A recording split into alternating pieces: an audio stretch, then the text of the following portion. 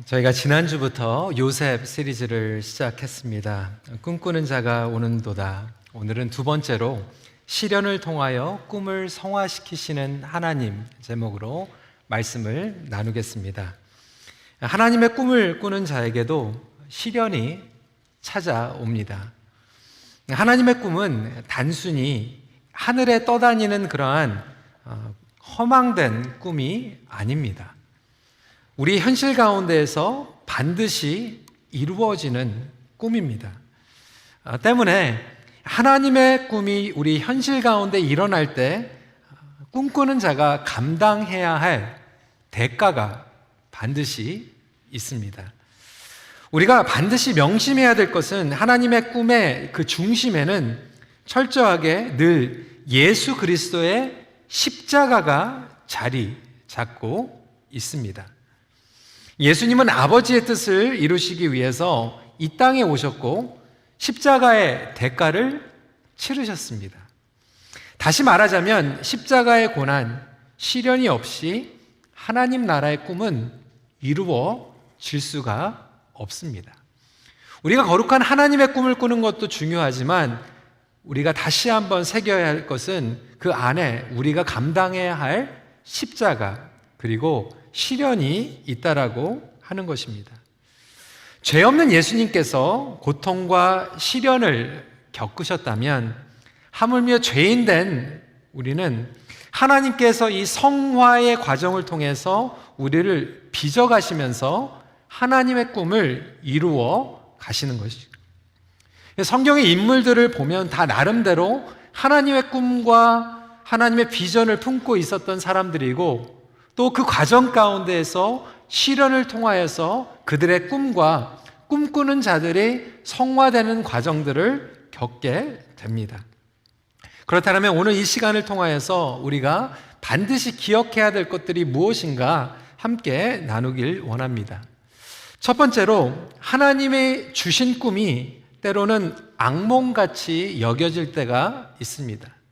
God's dream이지만 이것이 때로는 우리에게 nightmare가 아닌가라고 여겨질 때가 있다라고 하는 거죠. 요셉은 아버지의 편애를 받으면서 고생 없이 자란 17살 청소년이었습니다. 하지만 그에게도 뜻밖의 고통과 시련이 찾아오게 됩니다. 하루는 아버지께서 불러서 심부름을 시키는 거죠. 이미 형들은 아버지의 부탁을 받고 양들을 먹이기 위해서 먼 곳까지 가 있습니다. 여러분 한번 생각을 해보세요. 형들은 다 10명 나가가지고 고생하고 있는데 요셉은 그냥 집에 있었던 거예요. 편안하게. 얼마나 편애를 받았는지 다시 한번 짐작을 할 수 있습니다. 그런데 야곱이 어느 날 요셉을 불러가지고 심부름을 시키는 거예요. 형들이 무사한지 형들을 데리고 오라는 거죠. 아마 아들들이 궁금했었던 것 같기도 하고 가만 보니까 이 요셉이 자꾸 놀고 먹고 그냥 너무 편안하게 곱게 자라는 게 이래서는 안 되겠다 생각이 됐는지 요셉을 보내게 됩니다. 아무튼 요셉은 아버지의 명령을 받고 보냄을 받게 됩니다. 오늘 저희들이 시간상 다 읽지는 않았지만 요셉이 처음 간 곳은 세겜 땅이었습니다. 세겜에 갔는데 형들이 안 보이는 거예요. 물어서 알게 된 것은 형들이 도단이라고 하는 땅으로 갔다라고 하는 거예요. 도단은 이 성경 지리학자들의 말에 의하면 언덕들과 샘들 사이에서 위치한 초장이기 때문에 양들이나 가축들을 먹이기에 아주 좋은 땅이었다라고 기록되어 있습니다. 요셉이 살고 있었던 야곱의 집은 헤브론 남부 산지였고요. 세겜은 북쪽 도시였으며 약 헤브론에서 한 90km 정도 떨어져 있는 거리였습니다. 그리고 세겜에서 이 도단까지는 또 엑스트라로 북쪽으로 30에서 한 40km 정도 떨어져 있는 그러한 거리였던 것입니다. 여러분 생각을 해보세요. 120km 정도, 아니 130km 혼자서 청소년 나이에 걸어가는 것은 그렇게 쉽지가 않습니다. 강도를 만날 수도 있고요. 위험한 상황입니다. 어떤 분들은 120 정도 되면 감각이 이렇게 안 오시는 분들도 있는데 지도를 제가 구글 맵으로 찾아보니까 이 토론토에서 한 워럴루 정도까지 걸어서 가야 되는 거리예요. 그 정도야 뭐 매일 교회도 나오시는 분들도 있는데, 근데 한국에서는요, 여러분 서울에서 한 충주까지 되는 거리입니다. 그러니까 그 거리를 요셉이 찾아서 혼자서 위험을 무릅쓰고 아버지의 심부름을 받아가지고 순종하는 마음으로 가게 된 것이죠. 아니, 요셉이가 집을 떠나가지고 집을 박차고 뭐 가출을 해가지고 어려움을 겪은 게 아니라 아버지의 심부름을 받고 순종하는 마음으로 가다가 어려움을 경험하게 됩니다. 그를 기다리고 있었던 것은 시련의 구덩이였어요. 순종을 하다가 시련의 구덩이에 빠지게 된 것입니다. 여러분, 이렇게 우리의 삶 가운데 하나님의 말씀을 순종하고 거룩한 꿈을 꾸면서도 우리에게는 이렇게 시련의 구덩이가 찾아올 수 있습니다. 그것도 그 시련은 가장 가까운 곳에서 오게 됩니다. 뭐 원수들에게 온 게 아니에요. 요셉을 시련의 구덩이로 밀어낸 것은 사실 요셉의 형제들이었습니다. 혈육이었어요. 그들은 이렇게 얘기하고 있습니다. 27절이죠. 그는 우리의 동생이요 우리의 혈육이니라. 근데 혈육인데도 불구하고 요셉을 죽이려고 했고 결국 노예로 팔아 넘깁니다. 그러니까 온 가족이 이러한 수렁에 빠지게 된 거예요. 구덩이에 빠지게 된 거예요. 심지어는 노년의 아버지였던 이 야곱에게도 이러한 고통과 시련의 구덩이가 준비되어 있었던 것이죠. 자기 아들들에게 속임을 당하게 돼요. 나중에 아들들이 요셉의 옷에다가 피를 묻혀가지고 아버지에게 거짓말을 하죠. 요셉이 죽었다라고 얘기하는 거예요. 대성통곡을 합니다. 34절부터 35절 말씀 같이 읽어볼까요? 시작. 자기 옷을 찢고 굵은 배로 허리를 묶고 오래도록 그의 아들을 위하여 애통하니 그의 모든 자녀가 위로하되 그가 그 위로를 받지 아니하여 이르되 내가 슬퍼하며 스올로 내려가 아들에게로 가리라 하고 그의 아버지가 그를 위하여 울었더라. 여러분, 야곱이요 지금 노년의 나이입니다. 지금 자기가 가장 사랑하는 아들을 잃어가지고 대성통곡을 하고 있어요. 죽을 정도로 울고 있는 거예요. 그런데 이 10자식이요 한 명도 그 사이에 진실을 얘기하지 않아요. 대단한 거 아닙니까? 한 명도 아버지에게 진짜로 얘기를 하지 않아요. 여러분, 성경 공부를 하신 분들은 알겠지만 야곱도 자기 아버지를 똑같이 속였어요. 장자권을 얻기 위해서 아버지에게 거짓말을 했고요, 삼촌 집에 가가지고 삼촌한테 거짓말했어요. 그 아버지의 그 자식들이라고 어떻게 한 명도 다 똑같이 닮아가지고 아버지한테 거짓말을 합니다. 다시 한번 이 요셉의 관점으로 돌아가서 요셉도 한 번도 겪지 않았던 그 고통과 시련 그리고 배신, 구덩이에 빠지게 됩니다. 여러분, 우리의 삶을 살아가면서 사실 겪게 되는 대부분의 시련은요 인간의 죄 때문이에요. 나의 욕심 때문에, 나를 보호하고 나의 이기중심으로 생각하는 우리의 생각 때문에 그렇습니다.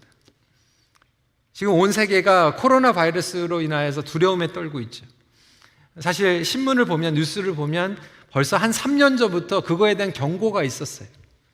그럼에도 불구하고 우리는 나의 욕심, 경제적으로 손해보는 것, 그것들을 철저히 생각하면서 항상 나의 중심으로 모든 것들을 생각합니다. 토론토에는 사실 2명 정도의 감염자가 있잖아요. 한 명은 벌써 이미 다 나가지고 퇴원을 했어요. 그럼에도 불구하고 우리는 설마, 그리고 혹시 우리가 잘못될 게 아닐까, 우리는 굉장히 벌벌 떨면서 두려움 가운데 있습니다. 여러분, 제가 질문하겠습니다. 우리 중에 얼마만큼 지금 이 상황 가운데에서 중국을 위해서 기도하고 있습니까? 중국에 지금 핍박 가운데 있는 그리스도인들이 있어요. 형제 자매들이 있어요. 선교사님들이 계십니다. 심지어는 그저께 우리가 메시지를 받았는데 지금 우리 최창림 선교사님 같은 경우에는 중국, 물론 떨어져 있는 데 있지만 비상이 걸려서 밖에 나가지 못하고 있는 상황 가운데에서 너무나도 감사하게 음식은 지금 남아있는 상태이고 마시는 물은 다 떨어져서 지금 수돗물을 끓여가지고 드시고 계십니다. 우리 형제자매 가운데서 이렇게 아픈 가운데 우리가 정말로 간절하게 기도해야 될 대상이 있지만 사실 위험과 시련이 닥쳐오면 사실 우리가 생각하는 거는 우리 가족들에게 어떤 일이 생길까? 나에게 그런 일이 생기면 안 되는데 라고 하는 불안감과 두려움 가운데 거하게 된다라고 하는 거죠. 요셉의 형제들은 아버지가 정말로 노년에 대성통곡을 하면서 정말로 안타깝게 애통하는데도 불구하고 수년 동안 그에게 요셉이 살아있다라고 하는 얘기를 하지 않습니다. 이것이 바로 인간의 이기주의라고 하는 거죠. 우리는 머리로는 알고 있어요. 하지만 실제로는 철저히 자기를 위해서 살아가고 있는 우리의 모습을 적나라하게 드러냅니다. 심지어는 가까운 가족들에게도 마찬가지입니다. 요셉은 은 20세겔에 노예로 팔려갑니다. 우리 예수님도 마찬가지셨어요. 예수님은 은 30세겔에 팔려가게 됩니다. 하나님의 꿈을 우리의 삶 가운데 이룰 때 이러한 시련이 따를 때가 있어요. 마치 그 시련을 통하여서 이게 하나님의 꿈이 아니라 악몽이다라고 여겨질 때가 있다라고 하는 거죠. 그때는 우리는 하나님을 원망합니다. 하나님을 의심합니다. 꿈이 무너지는 것 같아요. 꿈이 거짓말인 것 같아요. 이 꿈은 정말 하나님께서 주신 꿈인가? 의심이 생길 때가 반드시 찾아옵니다.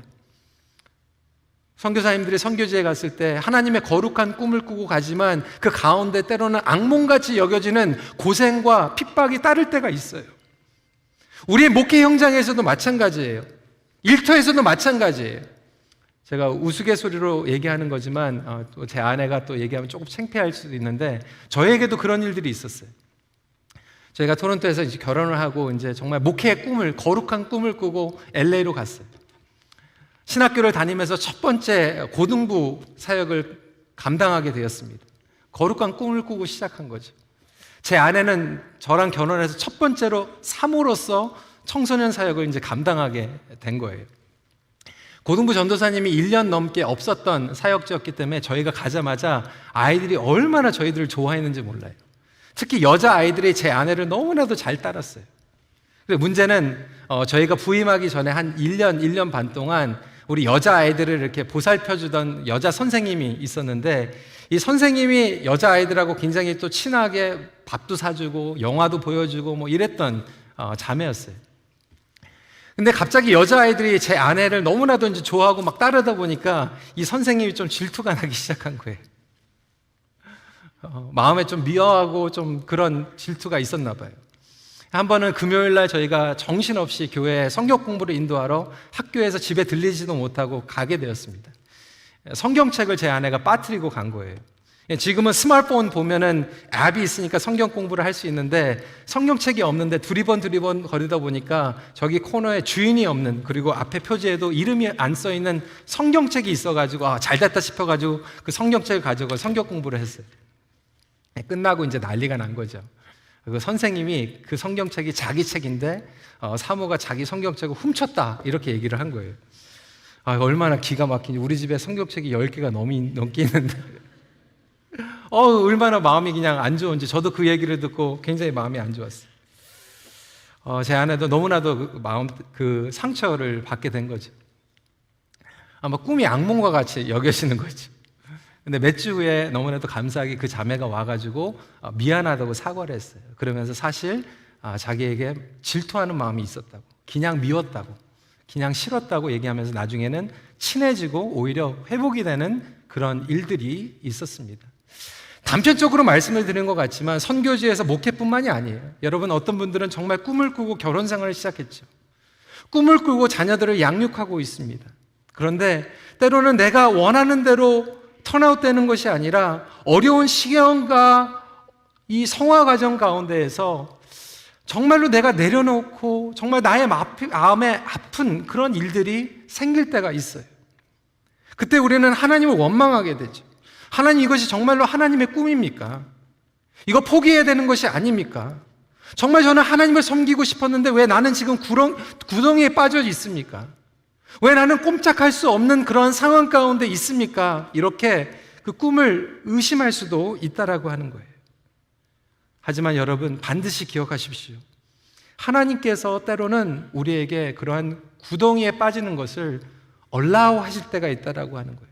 하나님께서 우리를 구덩이에 집어넣으신 것은 아니겠지만 그 구덩이에 빠질 때 때로는 그 구덩이에 빠지는 시간들을 허락하시고 반드시 이루길 원하시는 부분들이 있다라고 하는 거예요. 제가 그림 하나를 준비를 했는데요. 그림 보여주시고, 여러분 이것이 트램플린이라고 얘기를 합니다. 굉장히 여자아이가 재밌게 막 뛰어다니는 것 같은데, 몇 년 전에 이 페런트 저널, 학부모 저널에서 이런 얘기가 나왔어요. 트램플린 페런팅. 그 얘기 뭐냐면, 많은 부모님들이 우리 자녀들을 이 학교에 보내고 하면서도 이 트램플린에서 이 뛰는 연습을 시키는 건데, 그 주위에 그 사진 다시 한번 보여주시고요. 그 주위에 이 펜스를 쳐놓는다는 거예요. 그래, 재밌게 놀아.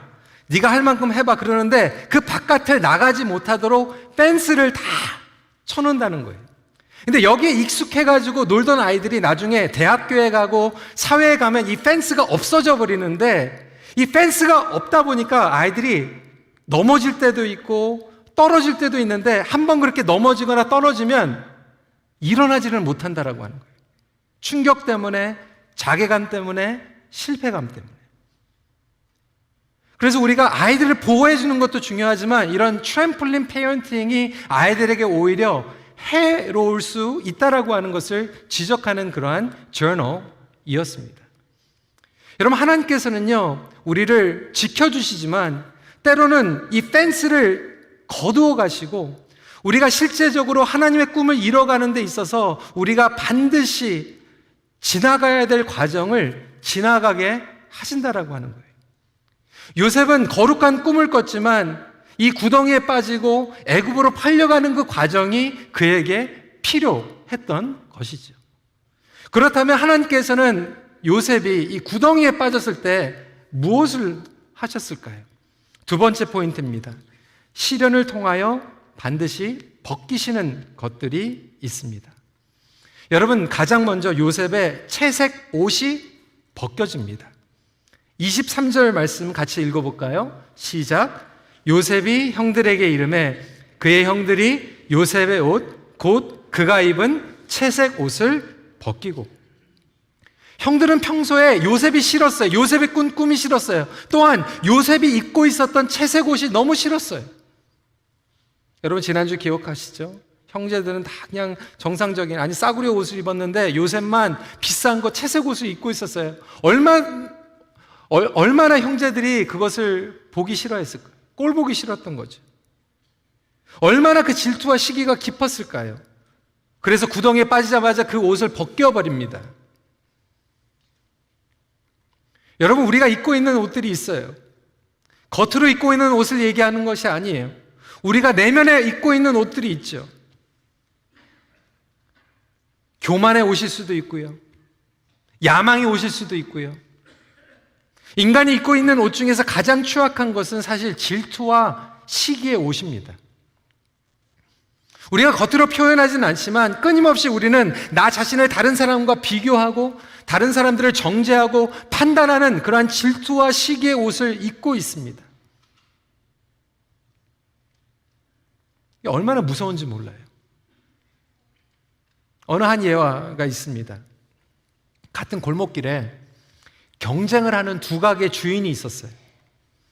서로가 항상 경쟁하는 그 가게를 주시하면서 자기 매상보다 상대방의 매상이 올라가는지 내려가는지 계속해서 비교하는 거예요. 그래서 자기 가게로 손님이 들어와가지고 물건을 사면 밖에 마중을 나가면서 상대방의 주인을 보면서 미소 지으면서 막 비웃는 거예요.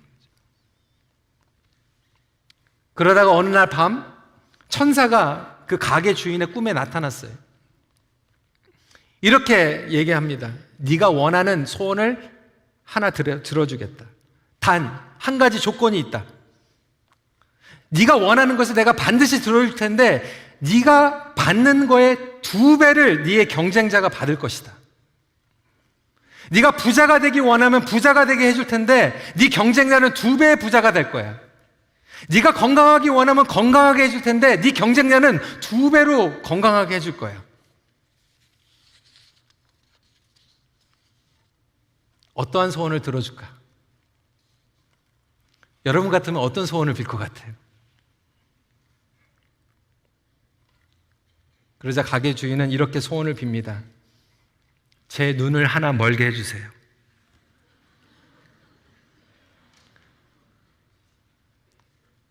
여러분, 정말 무섭지 않습니까? 그게 우리 마음이에요.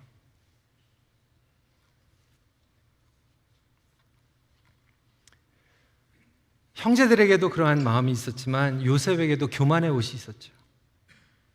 야망의 옷이 있었습니다. 자기 중심적인 사고방식의 옷이었어요. 철저히 나는 당신들과 달라 라고 하는 특권의식의 옷을 가지고 있었어요. 형들은 그렇게 고생하게 세겜으로 도단으로 양들을 위해서 고생할 때 요셉은 채색 옷 입으면서 나는 달라, 나는 특별한 사람이야, 나는 예외야 라고 생각하는 철저히 자기중심적인, 그리고 자기를 의지하는 옷일 수도 있고요.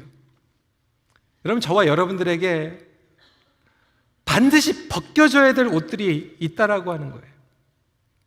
나의 삶을 끊임없이 내가 컨트롤하기 원하는 옷이 있을 수도 있고요. 어떤 분들은 정말 하나님을 의지하기보다는 나를 의지하는 옷을 입고 있는 분들이 계시고요. 어떤 분들은 끊임없이 다른 사람들 자식 키우는 거, 가정생활하는 거, 교회 생활하는 것을 조용히 보면서 정죄하고 판단하고, 때로는 하나님께서 우리에게 시련을 허락하시고 구덩이에 빠지게 하면서 철저히 그 옷들을 하나씩 하나씩 벗겨나가십니다.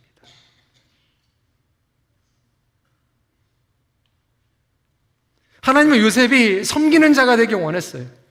축복의 통로가 되기 원했어요. 섬기는 자가 되기 위해서, 축복의 통로가 되기 위해서 반드시 거쳐야 되는 것은 요셉이 입고 있었던 교만의 옷, 특권주의의 옷을 벗겨야만 했던 거예요. 마찬가지로 하나님께서 저와 여러분들을 사용하기 원하시는데, 정말로 놀라운 새 일을 행하시기 위하는데, 새 일을 행하시기 위해서는 우리가 입고 있었던 잘못된 옷들, 옛날의 옷들, 교만의 옷들을 철저하게 벗겨내기를 원하십니다. 혹시 여러분 지금 삶 가운데 하나님께서 벗기고 있는 옷들은 무엇입니까?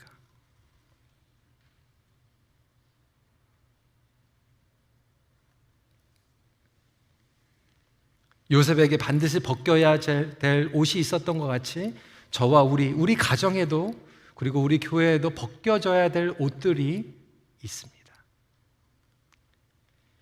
에베소서 4장 22절은 이렇게 얘기합니다. 너희는 유혹의 욕심을 따라 썩어져 가는 구습을 따르는 옛사람을 벗어버리고. 사도 바울은 이것을 옷이라고 얘기하고 있어요. 새 옷을 입기 위해서는 반드시 옛 옷을 버려야 된다, 벗겨져야 된다라고 이야기하고 있습니다. 여러분, 죄 없는 예수님도요, 우리를 구원하시기 위해서 십자가로 향하셨고, 십자가를 감당하기 위해서 옷을 벗기심을 당했어요. 아니, 죄 없는 예수님도 옷을 벗김을, 수치를 당했다라면 하물며 저와 여러분들에게 벗겨야 될 것들이 얼마나 많이 있겠습니까? 우리의 의, 교만, 그 모든 것들을 하나님께서는 벗기십니다. 옷을 벗기시는 그 시간은 수치스럽고 힘든 시간이 될 수도 있습니다. 하나님, 왜 저에게 이런 일을 하십니까? 주변 사람이 너무나도 믿고, 너무 아쉽고, 가족들이 아쉽고, 상황이 원망스럽고, 어떻게 나에게 이런 일이 있을 수 있을까? 이해하지 못할 수도 있어요. 요셉이 그랬어요. 이해하지 못했어요. 왜 형들이 나를 이렇게 할까? 왜 나의 식구들이 이렇게 할까? 하나님께서 나에게 꿈을 주셨는데 왜 이런 일을 겪게 하실까? 원망할 수도 있을 거예요. 하지만 하나님 관점에서는 요셉이 온전히 쓰임을 받기 위해서, 새로운 옷을 입혀주시기 위해서 그의 채색 옷을 벗기셨습니다. 사랑하는 성도 여러분, 하나님께서는 여러분들을 사랑하십니다. 여러분들을 통하여서 새 일을 행하시기 원하십니다. 새로운 옷을 입혀주시길 원하십니다. 하지만 그 과정 가운데 반드시 기억해야 될 것은 우리가 입고 있었던 옛날 옷이 벗겨지는 시간들이 있다라고 하는 거예요.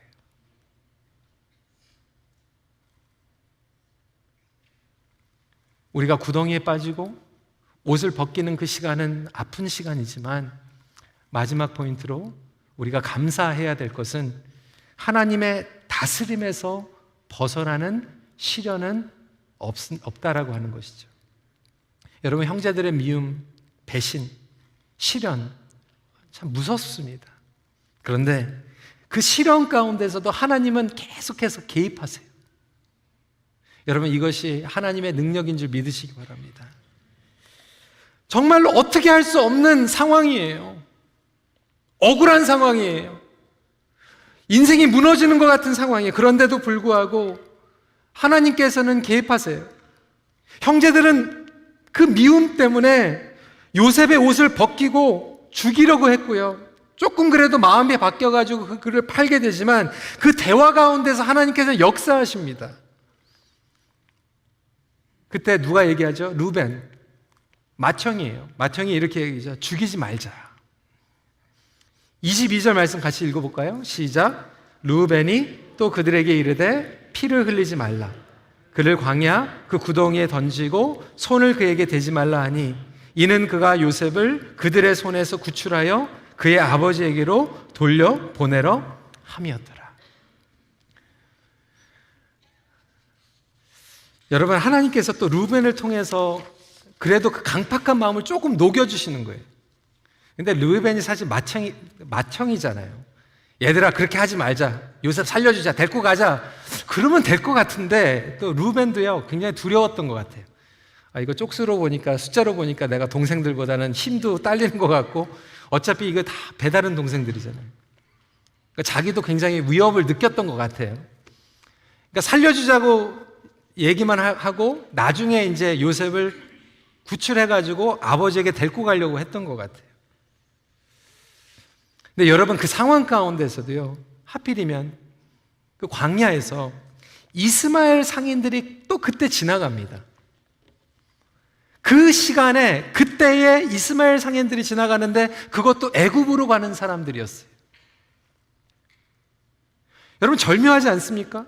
형제들은 요셉을 죽이려고 했어요. 근데 누구를 통하여서 살리게 되고 누구를 통하여서 애굽으로 넘겨가게 되는데 우리가 이 말씀을 다 읽어보게 되면 요셉이 어디로 가게 되죠? 애굽으로 가게 돼요. 애굽에서 형제들을 구원하게 됩니다. 그러니까 하나님의 빅픽처, 하나님의 섭리 가운데서는 끊임없이 하나님께서 개입하신 거예요. 미움과 다툼이 있었어요. 죽이려고 했어요. 노예로 팔렸어요. 이간질했어요. 그 거짓말 가운데서 인간의 죄성 가운데서도 하나님의 주권을 벗어날 수는 없다라고 하는 거예요.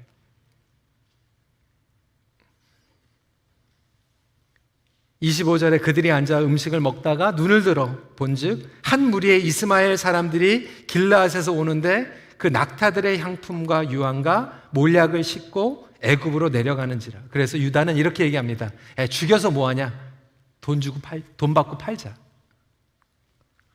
루벤이랑 유다가 잘했다는 게 아니에요. 오히려 형제들로서 더 적극적으로 보호를 해주셔야 되는데 그럼에도 불구하고 그들의 양심이 정말로 잘못됐는데도 불구하고 하나님은 그 양심을 통하여서도 역사하시고 막을 것을 막아주시고 지켜주실 것을 지켜주시는 하나님의 손길을 저와 여러분들이 바라보길 주님의 이름으로 축원합니다. 결국 요셉의 생명이 보호를 받고 이스마엘 상인들을 팔려서 요셉은 애굽으로 끌려가지만 보디발의 장군의 집으로 가게 됩니다.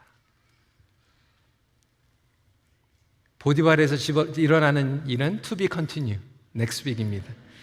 근데 여러분, 이 모든 것이 하나님의 섭리와 다스림 가운데에서 움직이게 됩니다. 여러분, 시련 가운데서도요, 벗어날 길을 하나님께서 예비해 두신 줄 믿으시기 바랍니다. 반드시 광야의 길을, 사막의 강을 주신다라고 우리에게 세일을 행하시는 하나님께서 말씀하시고 약속하신 것 같이 우리가 시련을 통하여서도 살 길을 허락해 주십니다. 하나님의 사람은 절대로 시련을 통과하면서 망하지는 않습니다. 시련은 하나님의 뜻을 이루어가는 터널입니다. 어느 분은 이렇게 얘기하더라고요. 시련은 하나님의 뜻을 이루어가는 지름길이다. 어둠의 터널이름은 분명합니다. 아프게 상처받는 터널임에도 분명합니다. 하지만 그 터널 뒤에는 반드시 하나님의 계획이 기다리고 있습니다. 시련을 통하여서 우리가 하나님을 의지할 수만 있다면, 영적으로 깨어 기도할 수만 있다면 반드시 하나님의 섭리가 드러날 줄 믿으시기 바랍니다.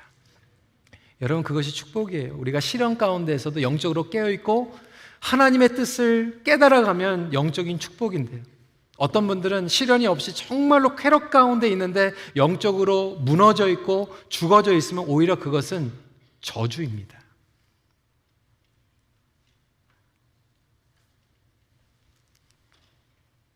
우리에게 시련이 찾아올 때 하나님 앞에 기도하며 나아가고 하나님의 주권을 신뢰할 수 있는 우리 모두가 되기를 간절히 기도합니다. 인류 역사 가운데 가장 큰 시련이었던 예수 그리스도의 십자가는 하나님의 다스림 가운데 중심에 있었습니다. 아무리 우리의 삶 가운데에서 모든 통제력을 잃는다고 해도, 그리고 우리가 뛰어놀던 트램폴린의 펜스가 벗어난다고 할지라도 하나님께서는 우리를 받아주시고 지켜주시고 인도해 주시는 하나님이라고 하는 것을 다시 한번 기억하면서 이 모든 그 어떤 시련이라도 하나님의 다스림을 벗어나지 않는다라고 하는 것을 깨닫고 기도하는 우리 모든 큰빛교회 성도님들이 되시길 주님의 이름으로 부탁드립니다. 말씀을 마무리합니다. 하나님의 손길은 늘 우리의 안전벨트가 되어주십니다. 같이 기도하겠습니다. 오늘 말씀을 붙잡고 함께 기도하면서 혹시 하나님께서 여러분들에게 거룩한 꿈과 비전과 사명을 주셨는데 실제로 여러분들이 지금 겪고 있는 상황은 구덩이에 빠진 것 같이 너무 아프고 당황스럽고 정말 앞이 보이지 않는 그런 구덩이입니까? 이게 하나님의 꿈인가 악몽인가 분간하지 못할 정도로 여러분들의 삶에 무너져 있는 것들이 있습니까? 아니, 더 나아가서 여러분들이 그렇게 아꼈던, 여러분들을 여러분으로 지켜줬다고 생각하는 그러한 옷들이 벗겨져 있습니까?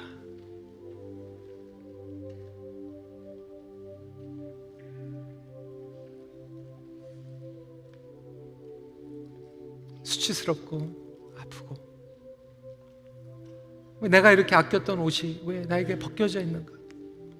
나의 삶에 의미를 뒀던 그 옷들이 왜 벗겨져 있는가? 의심스럽고 정말 원망스러운 그 시간을 겪고 계시는 분들이 있을 수도 있을 것 같아요. 관계의 옷이 벗겨지고, 여러분들이 그동안 수고했던 여러분들의 성취의 옷이 벗겨지고, 건강의 옷이 벗겨지고, 명예의 옷이 벗겨지고, 여러분들이 철저히 의지했던 여러분들 자신의 옷이 벗겨지는 그 순간, 우리 이 시간에 함께 기도했으면 좋겠어요. 하나님, 나에게 어떠한 새로운 옷을 입혀주시기 위해서 나의 옛날의 옷을 벗기셨습니까?